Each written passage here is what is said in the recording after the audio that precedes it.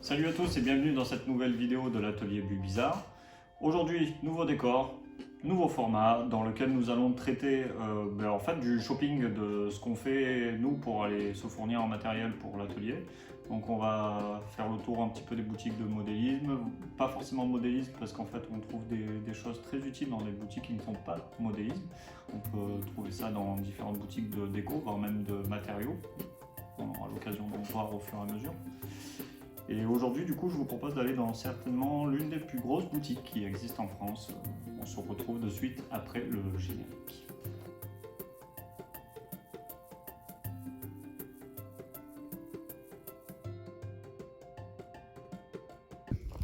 Bon ben voilà, on est arrivé à ce fameux grand magasin de modélisme que je vous avais annoncé. La mère nature. Ouais, je vous ai bien eu, mais bon, c'est pas grave, moi ça me faisait plaisir. Donc maintenant on va aller chercher de quoi travailler à l'atelier.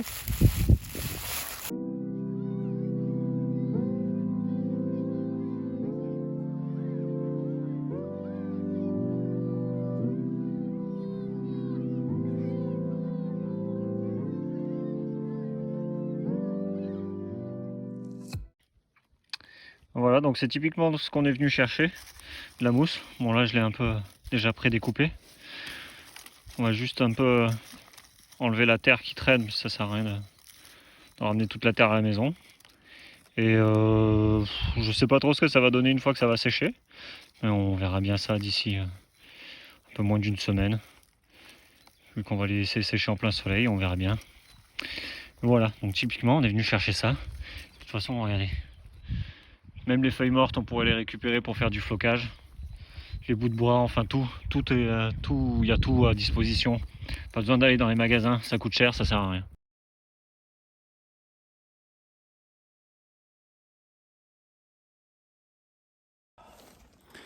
Bon, du coup, j'en ai pas parlé jusque là parce que je suis un gland.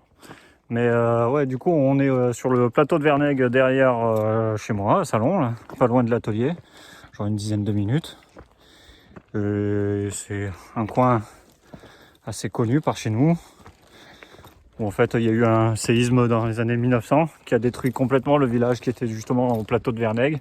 C'est un ancien site mégalithique, romain, et toutes les civilisations qui sont passées les unes après les autres. Et là, je vais vous montrer, on voit encore des traces de civilisation. Vous voyez là, ça c'est un ancien pavé. Là on est sur la face ouest. On est sur la face ouest du plateau de Vernègue. À la base, j'ai pris un chemin qui était pas mal indiqué. Et plus on avance, moins c'est indiqué.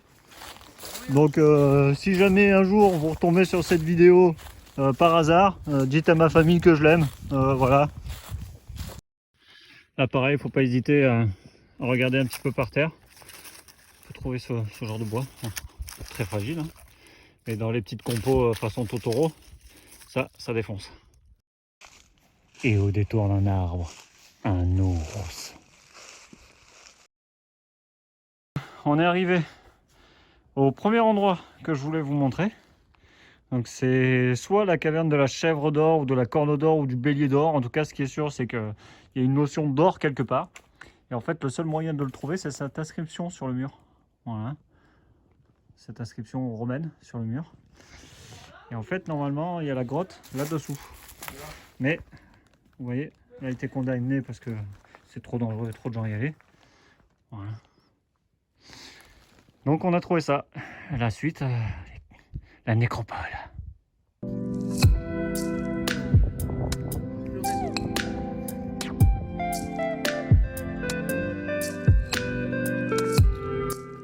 Et nous voici arrivés en haut du plateau. Donc petite ascension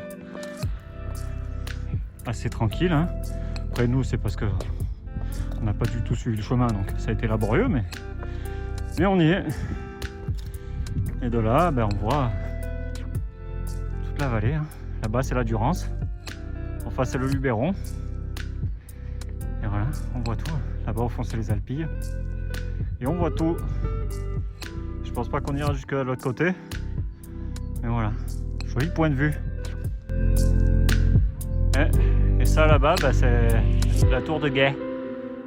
Donc voilà les premières traces de la nécropole. Donc ce qu'on voit là, c'est des tombes creusées dans la roche. C'est pour ça que ça s'appelle une nécropole.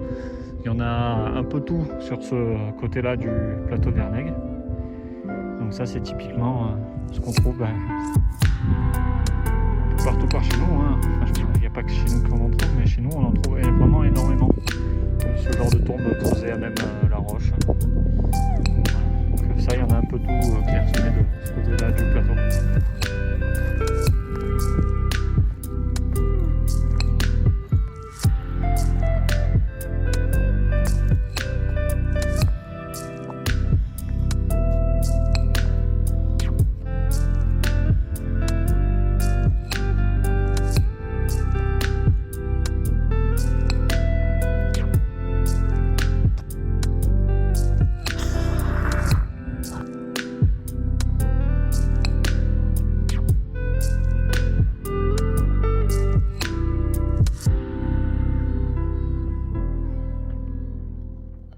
Donc nous voici arrivés au bout du plateau de Vernègue.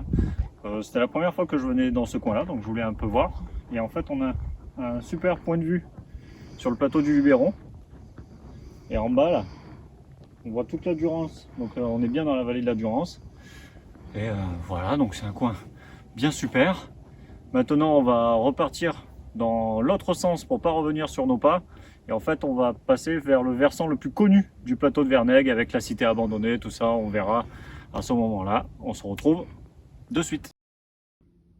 Bon, alors à la base, c'était pas spécialement prévu, mais au final, j'ai quand même récupéré des graviers qui traînaient là. Parce que ils sont cool, ils sont vraiment pas mal. Et ensuite, il faudra forcément les tamiser en rentrant, histoire qu'il ne reste pas à la terre et les déchets dégueulasses. Mais ça fait des bons flocages, encore une fois naturels, dans les compositions, ou même à mélanger avec d'autres matières. On pourra arriver à faire des trucs cool avec. Désolé pour le vent, hein, mais là on est en haut du plateau, donc on voit le vent. Un des autres points forts de ce plateau, c'est les amandiers. En fait, c'est un ancien plateau d'amandiers qui ont gelé dans l'hiver 54, il me semble, ou en tout cas dans les années 50, ça c'est sûr. On voit le côté de Salon de Provence derrière, là-bas, on ne le verra pas, même si en s'approchant du bord, on ne verra pas. Et maintenant, on va aller s'approcher de la structure que vous voyez là-bas. Château caché derrière, c'est trop mystérieux. Allez, on y va.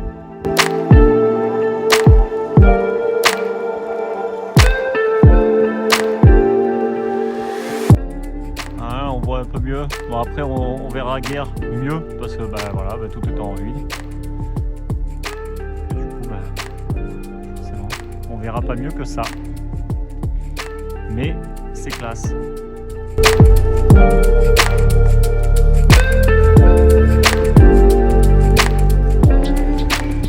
Du coup, la petite histoire là du village abandonné, c'est qu'en fait en 1909, il y a eu un gros séisme dans le sud de la France qui a frappé tout le côté Lambesque, Salon de Provence, Saint-Cana, enfin tout le coin d'ici. Et en fait, ici au plateau de Vernègue, il y avait un village.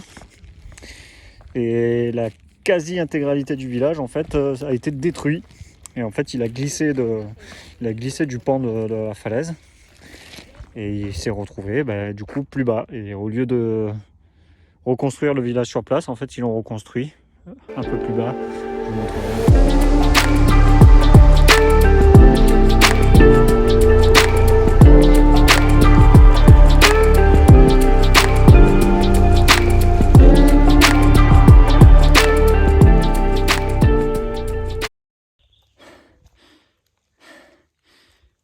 Ouais, voilà, on y est arrivé. Au final, on n'est pas perdu, c'est bon. On a réussi à trouver notre chemin. Nous revoici donc de retour à l'atelier. Donc on a bien cavalé, on a bien marché. Là, il s'est passé une semaine depuis la vidéo, donc on va pouvoir voir un petit peu le résultat des mousses, comme j'avais dit précédemment, voir un petit peu ce que ça donne au bout d'une semaine. Bon, il s'avère que c'est pas encore tout à fait sec, mais on va quand même en profiter pour vous montrer un petit peu. Donc qu'est-ce qu'on a sous les yeux? Donc on a tout d'abord le gros bloc de mousse que j'ai trouvé et qui est vraiment très très sympa. Donc on peut le voir là. Ensuite nous avons un autre style de mousse avec des petites branches comme ça, un peu longues. Je trouve ça très sympa. Ensuite on a une autre mousse un peu encore différente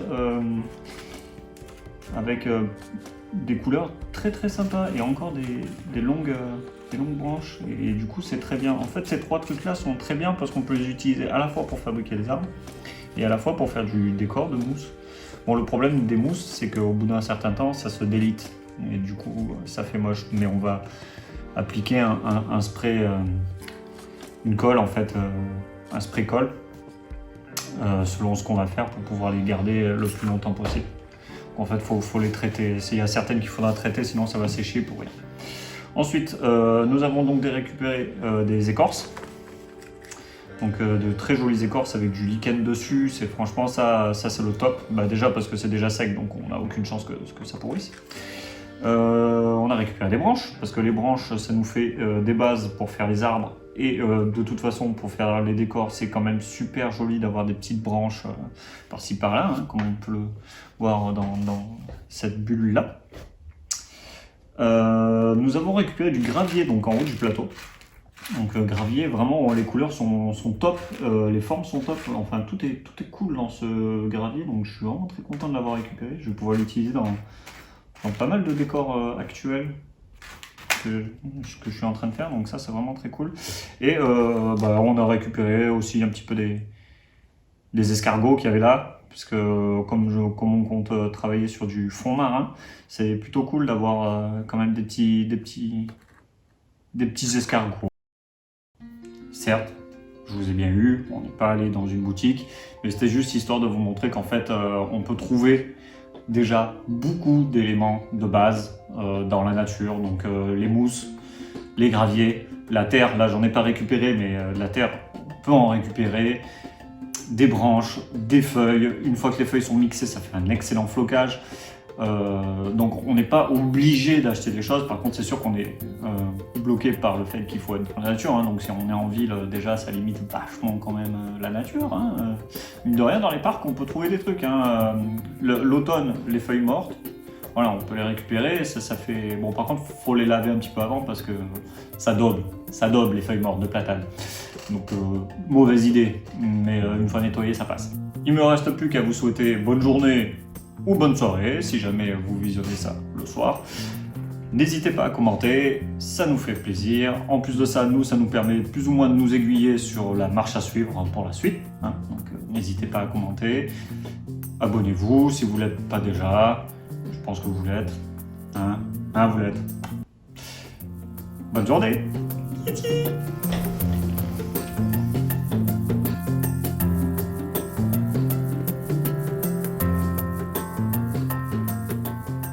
Aussi, ne vous affolez pas, c'était la première vidéo, voilà, c'était juste histoire de vous montrer un petit peu ce que nous on fait de temps en temps pour aller chercher du matériel.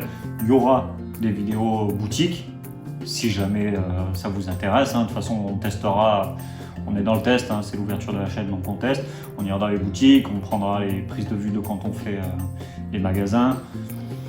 Parce que de toute façon, on n'a pas le choix, parce que c'est bien de trouver les matériaux de base, mais si on n'a pas de support pour mettre les figurines et ensuite appliquer le flocage, c'est un peu compliqué. Donc pour ça, il faudra quand même aller en magasin, voire aller sur internet. C'est ce que moi je fais le plus régulièrement, parce que je ne suis pas motorisé, contrairement à mon collègue, et donc du coup je suis obligé d'acheter pas mal de choses sur internet. Mais peut-être que ça aussi, nous aurons l'occasion de le voir, même si c'est pas hyper intéressant, donc on va s'en abstenir.